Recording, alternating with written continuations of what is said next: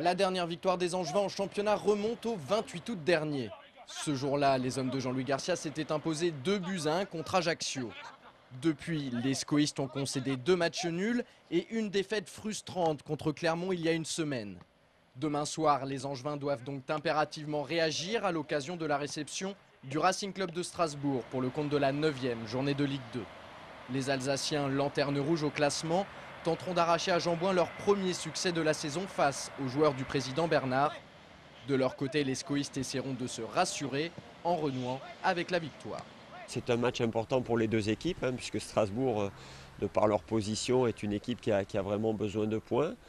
Mais bon, nous, on n'a pas le choix. On arrive dans cette période de matchs consécutifs à la maison.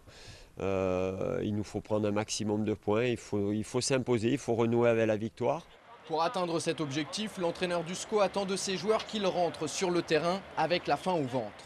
Selon lui, la clé du match repose dans la capacité de ces hommes à faire douter d'emblée une équipe en manque de confiance. À nous, par notre entame de match, par notre détermination, à faire en sorte qu'ils ne retrouvent pas de la confiance dans leur jeu. Il faut les plonger dans le doute et surtout s'imposer dans notre jeu, dans l'engagement, dans l'investissement, dans la détermination. Ça sera la clé du match.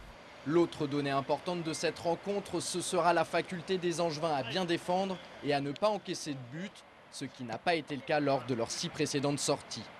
Ils devront donc redoubler d'efforts en termes de communication, de concentration, mais aussi de lucidité dans leur surface de réparation.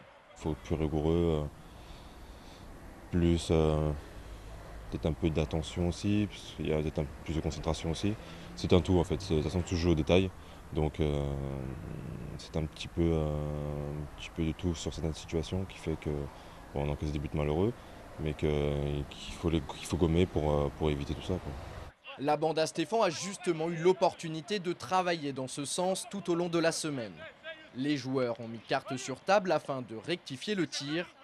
Pour eux, l'essentiel consiste maintenant à ne pas faire une fixation à ce sujet, sous peine de revoir les démons du Havre et de Clermont revenir à grandes enjambées. De trop en parler, ça peut créer justement un effet pervers donc on en parle, on sait ce qui n'a pas été sur le match de Clermont ou sur les buts qu'on a pu prendre avant, mais on en a parlé, on sait ce qu'il faut corriger. Maintenant, d'en parler tous les jours et de se casser la tête contre le mur, ça ne va pas nous aider. Pour retrouver une solidité défensive, Jean-Louis Garcia pourra compter sur le retour de suspension de Martin Fall. L'ancien coach de Toulon pourra également s'appuyer sur Bruno Ekwelemanga, absent depuis le début de saison et remis de sa blessure à la cuisse. Par contre, il devra composer sans plusieurs éléments offensifs tels que Philippe Brunel, Serge Desblés, voire Charles Diers et Gaëtan Charbonnier.